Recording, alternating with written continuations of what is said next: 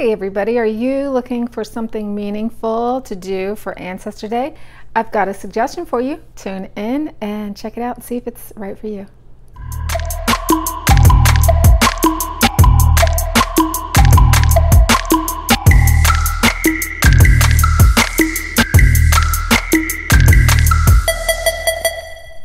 Hi, it's Laura Giles with Pan Society. Thanks for tuning in. I appreciate your time. So what we're going to do is you're going to start by writing all of this stuff down to get yourself kind of organized. So you can do this on a piece of paper, dry erase board, doesn't matter how you do it. At the top is going to be your name, and then you're going to have 4 columns. One is for your mother's line, and that's mother, mother's mother, mother's mother, mother, and all the way down until you have everybody covered. Now, if you don't know who all these people are, just go as far as you do know. For a lot of people, that's just your grandparents, and that's okay. And then the next one is going to be your mother's father, father's father, father, father, father, father, father again, and then father's father, his father, his father, his father, his father, all the way down, and then father's mother, and his mother, mother, mother, mother, mother, all the way down. So all the people that you know. Next, you're going to write in what you know about them. So this could be like birth date, birthplace, where did they go to school, what kinds of things did they like, how did they earn their living, did something interesting happen to them, did they own a cleaners, did they write a book, did they run away from home, anything that you know. Maybe they were part of a civil rights march, or could have been a civil war, I don't know. Yeah, anything that you know about these people. So fill in the blanks, and this is where talking to your elders is going to be really, really instructive, because they have all the secrets, don't they? They can go back the farthest. So it's really worthwhile to talk to your elders to get to know who you are. And that's really what this is all about. It's finding out your strengths. It's creating roots and connections. So if you have like one spindly little tap root, then you're not going to have a whole lot of depth and diversity or even stability. But if you start fleshing these out and giving them little tendrils, and they start, you know, reaching out into the soil, then you have a much stronger foundation from which to spring, right? Now, some of these stories are not going to be pleasant. You know, maybe you find out that somebody was a swindler, or somebody was a player, he was a bigamist, or she was a bigamist, and she had this other family on the side, or maybe they were a bank robber. Who knows? You know, all of these stories are super interesting, and what you can get from that are lessons.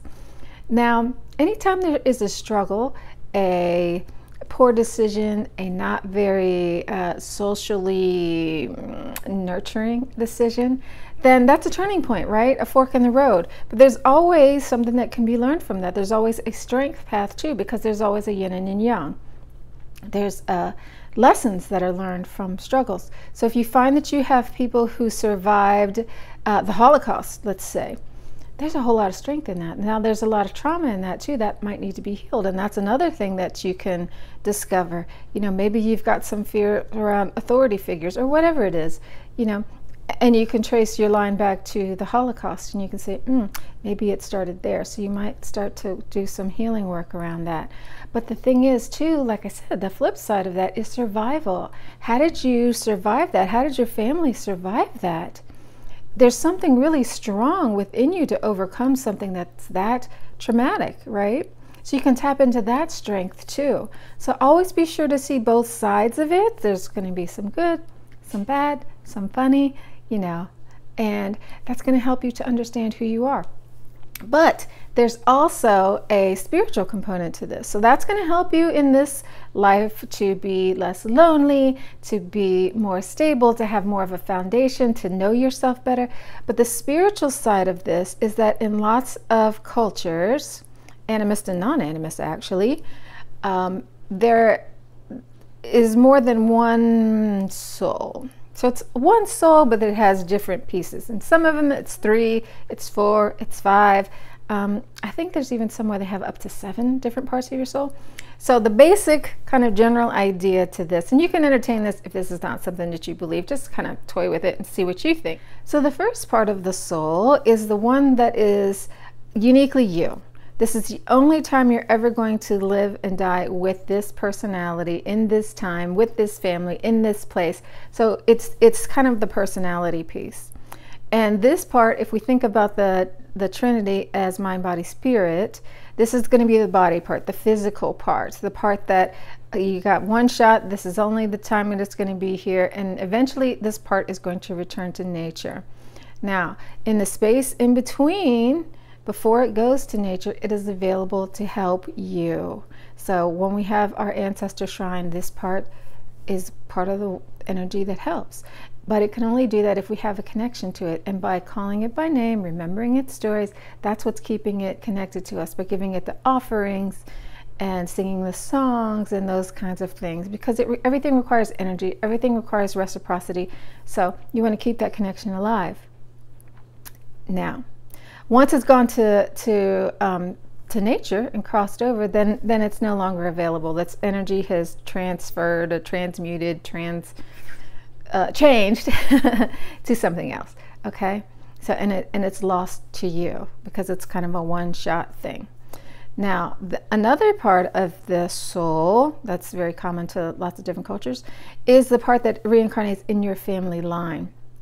So this part is also really important to remember our family stories. So you want to know those stories because this is going to tell you what needs to be healed, and it's going to give you the strengths of what's already there. If you don't know the stories, then that information's lost to you too.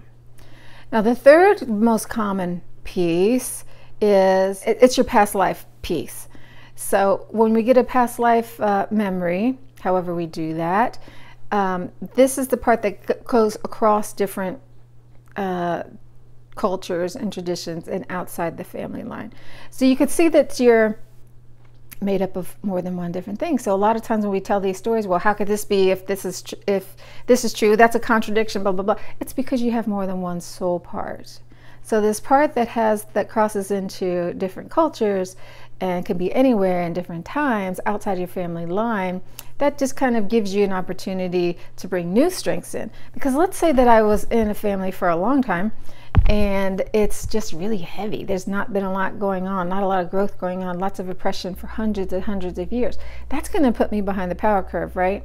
I need some infusion, I need some strength. So that's where that comes in. So it's a way of balancing, really. So hopefully that helps with your Ancestor Day observation and gives you some ideas and helps you to see how wonderful and powerful you are, all the things that you could do for yourself. And if you do it, I'd love to hear how it goes for you. So if you like it, hit the like button, show me some love, share it with somebody, and subscribe. You can get more. And hope to see you soon on another Pam video. Ciao. Have a great Ancestor Day.